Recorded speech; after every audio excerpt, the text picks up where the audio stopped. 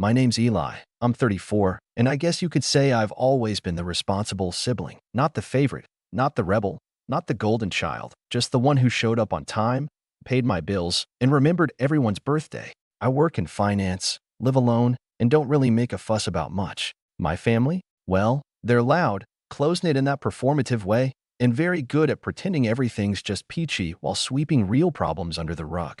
I've always been sort of adjacent, involved, but not embraced. The kind of guy you invite to weddings but never asked to be in the photos.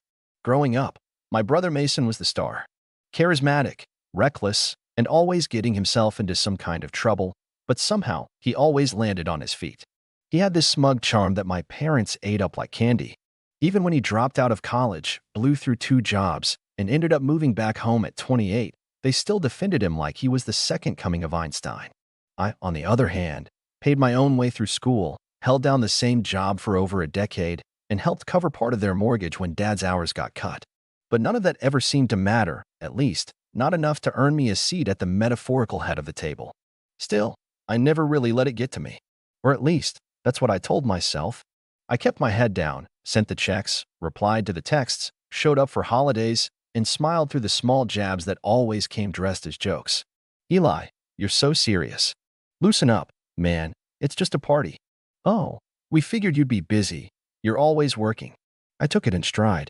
I guess part of me hoped that if I just kept showing up, one day I'd be seen as part of the family, not just the one funding it from the background.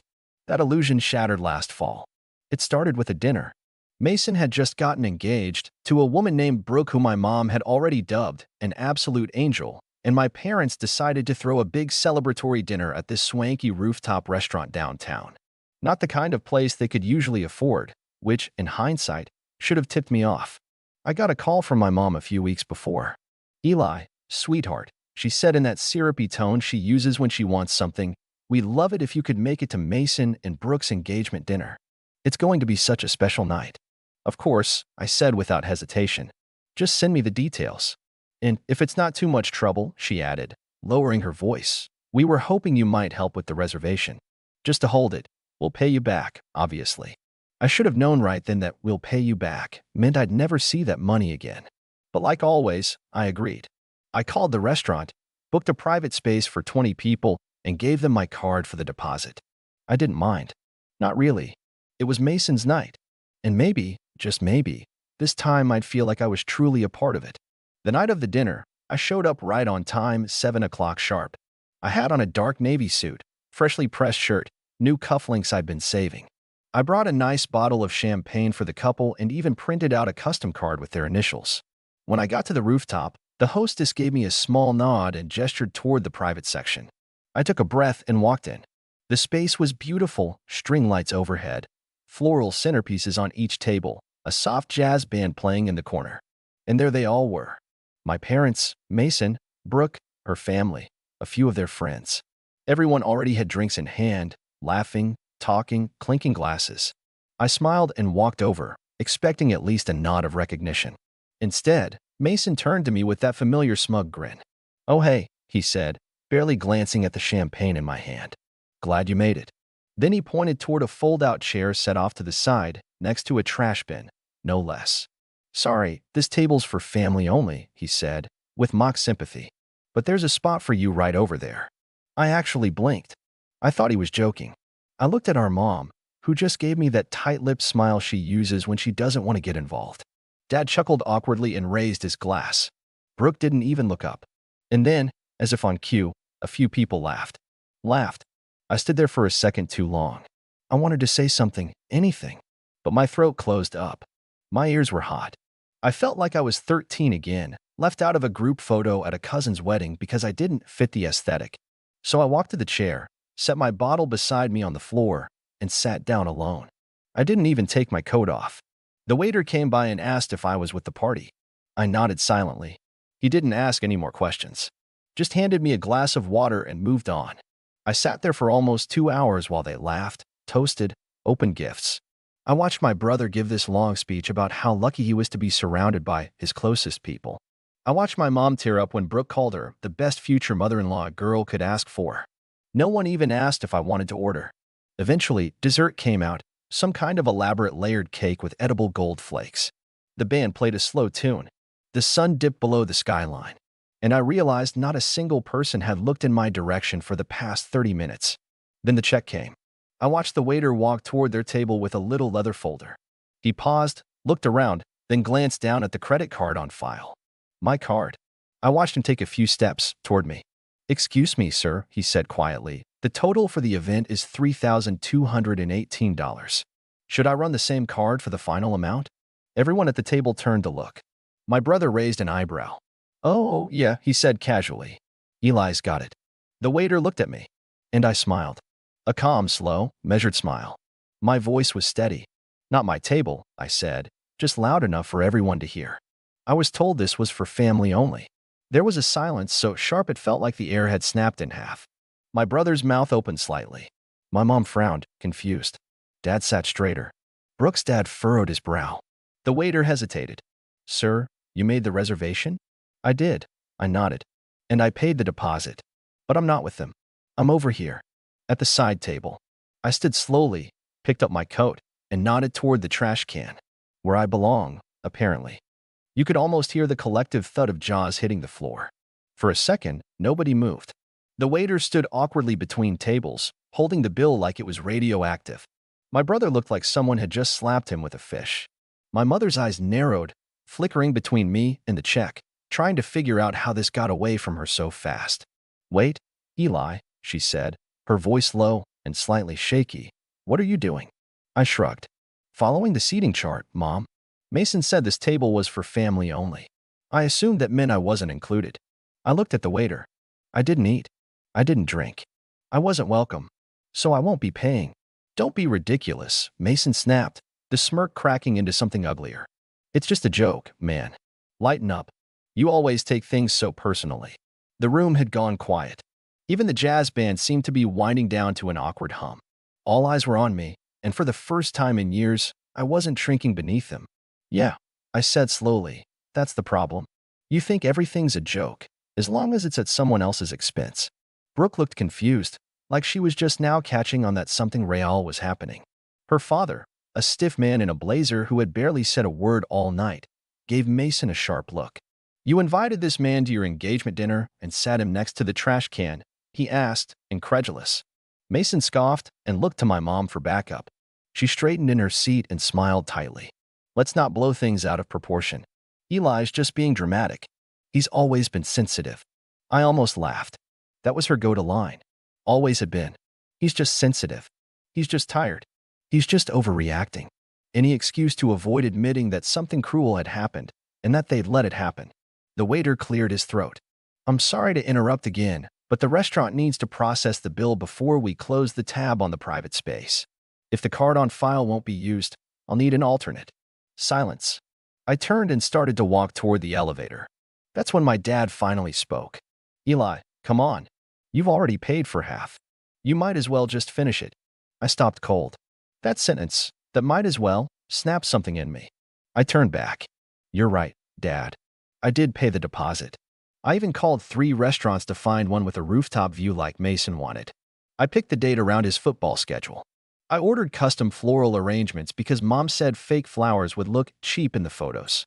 I paid the $500 non-refundable deposit without blinking.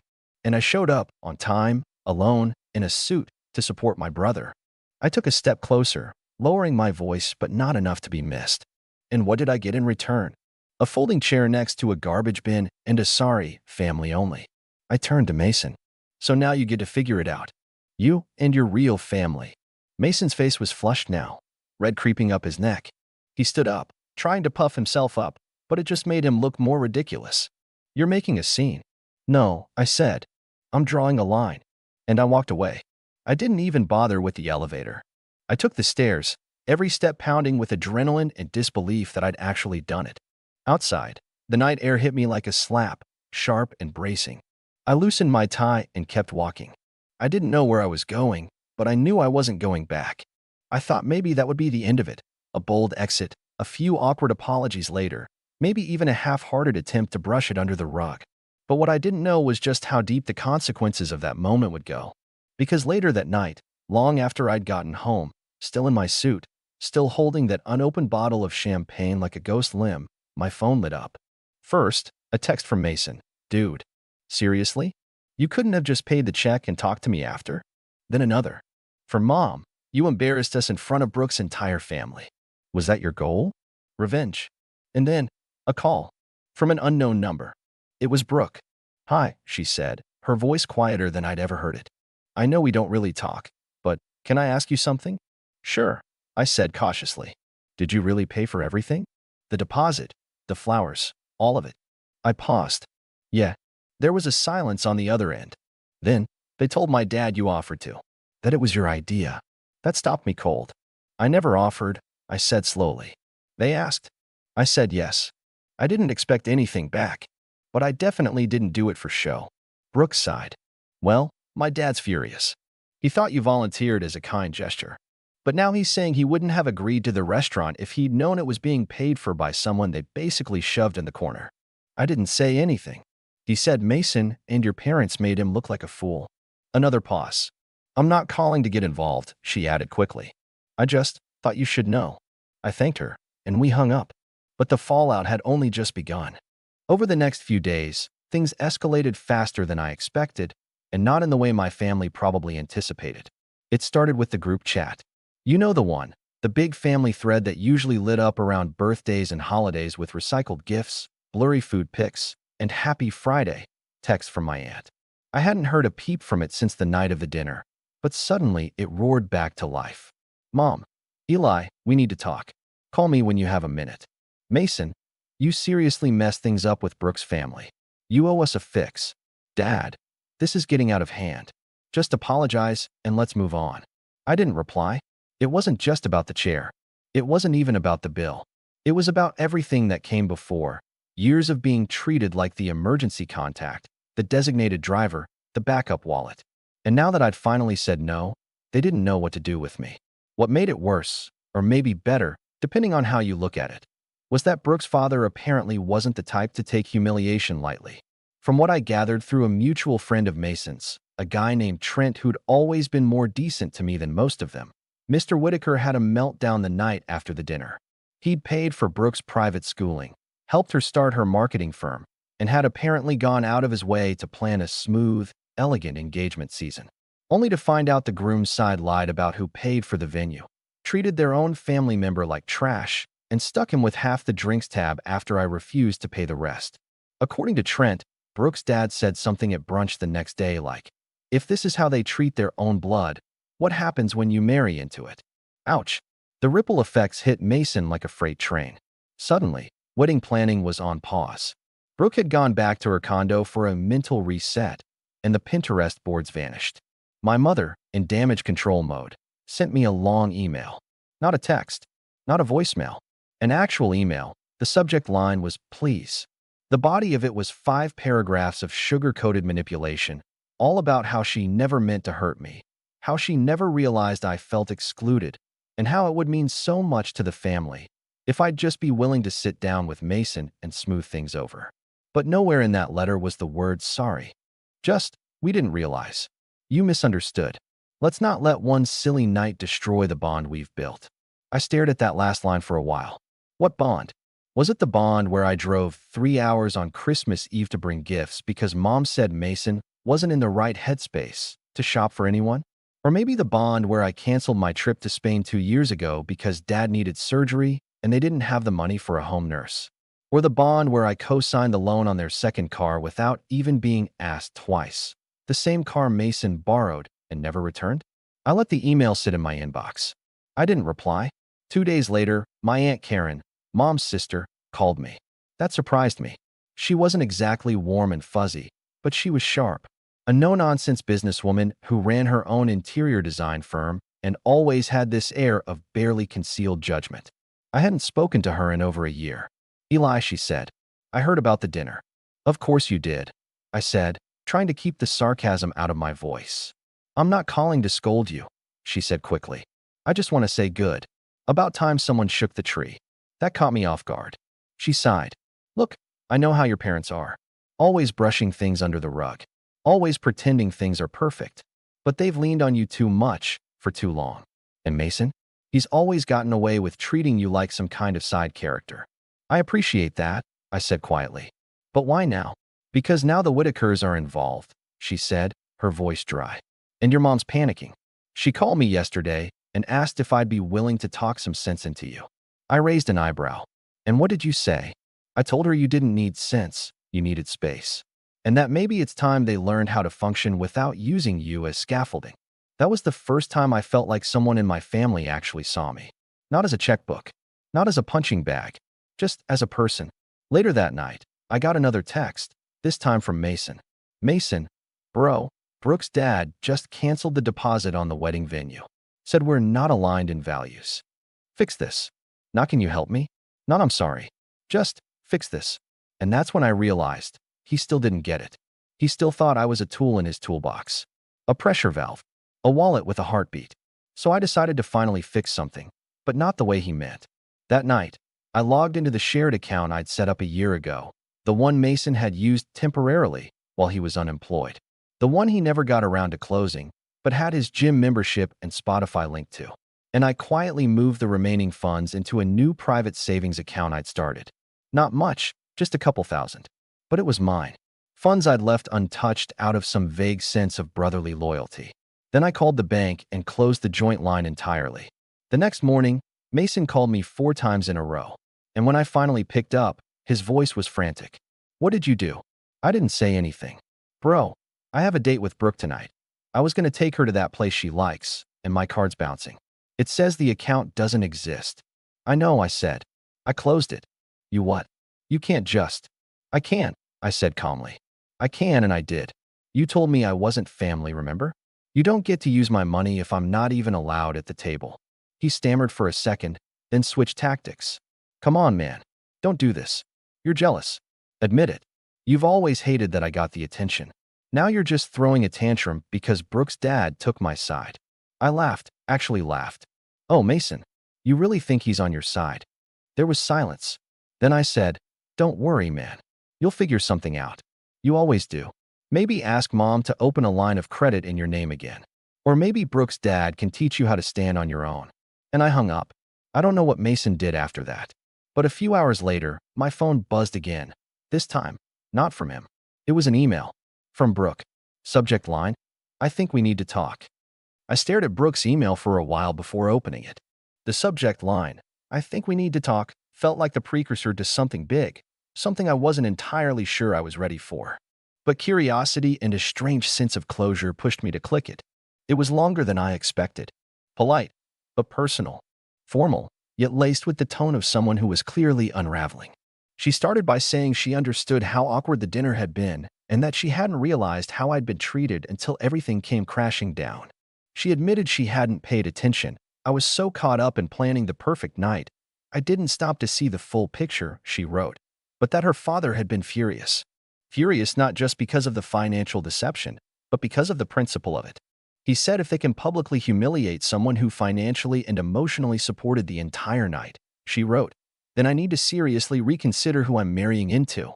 Brooke didn't mince words. She said Mason had downplayed everything at first, calling it a minor misunderstanding. But once her dad showed her screenshots of the restaurant invoice, he'd requested a breakdown from the manager, the lies started to crack. Mason had told her I insisted on paying, that I didn't want to sit at the main table because I was introverted, that I'd left early because I had a work emergency. But once I talked to the waiter myself, yes, I called the restaurant, she wrote, the story fell apart completely. Then came the part one didn't expect. I ended the engagement last night. I blinked. She explained that it wasn't just the dinner, that the whole situation had pulled back the curtain on behaviors she'd previously excused.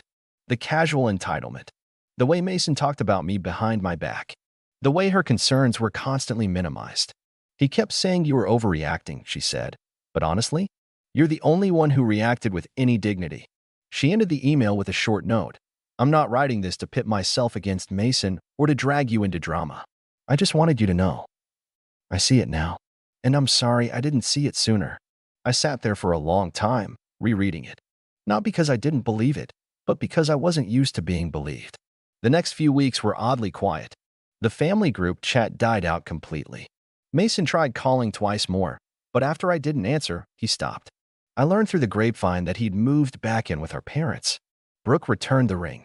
Her dad sent out an official cancellation notice to the wedding venue and vendors. A few of Mason's old friends dropped off the map entirely. Apparently, some of them had been riding his coattails to Brooke's connections. I thought that would be it, that it would all just settle into silence. But then one Sunday morning, I got a knock on my door. It was my mom. She stood on my front porch in a long cardigan, holding a Tupperware container of lasagna like it was a peace offering. Her eyes were puffy, her makeup thin. I didn't say anything, just opened the door a crack and waited. "I brought you dinner," she said. I didn't reach for it. I just wanted to talk. No excuses. That part surprised me. I let her in. She sat at my kitchen table like she used to when I was a kid, same nervous fingers, same forced smile. But this time, no passive aggressiveness. "No, you're just tired." "No, he didn't mean it." She cleared her throat. "I owe you an apology." I crossed my arms. "Just one." Her face tightened, but she nodded. "Fair. Probably more than one." She took a breath. I didn't see it. Not because it wasn't there, but because I didn't want to see it. Mason's always been loud. He takes up space. And you never asked for anything. You just did. You handled things. You showed up. I guess. We started treating you like a safety net. Something we assumed would always be there. That's the thing about safety nets, I said. People only look at them when they're falling. Never when they're climbing. Her lip trembled. She looked down at her hands. Your father and I were wrong. We let Mason get away with too much. We let him treat you like less. I stayed quiet. I know I can't undo that. I know a lasagna and a sorry won't fix years of imbalance. But I just wanted you to know, I see it now. And I'm sorry. I watched her for a moment. For the first time in my life, she wasn't dodging or deflecting. She wasn't defending Mason. She wasn't telling me to lower my voice or get over it. She was just sitting there, owning it. I nodded slowly. Thank you. We didn't talk for long after that. She left the lasagna. I walked her to the door. She didn't ask me to forgive Mason. She didn't ask me to call him.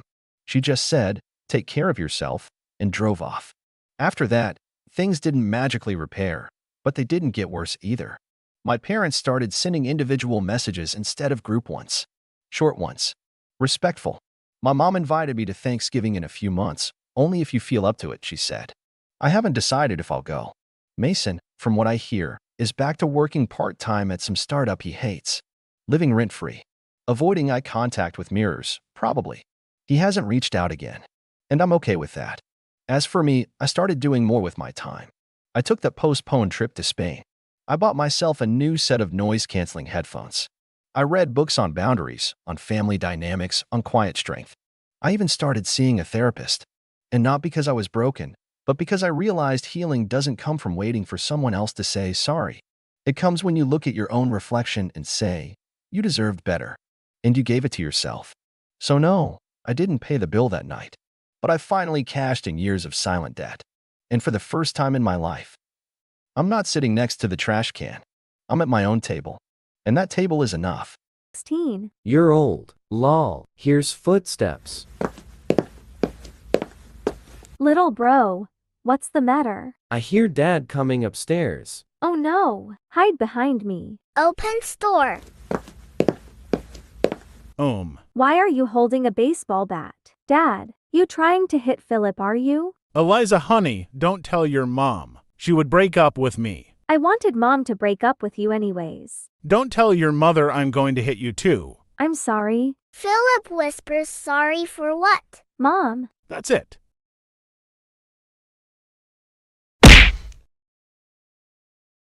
Hey, don't hit my sister. Or what? Or I will hit you too. With what? With, That's what I thought. Eliza, wake up. Oh, no, she's bleeding. Eliza, please wake up. Huh, what happened? Why am I bleeding? Dad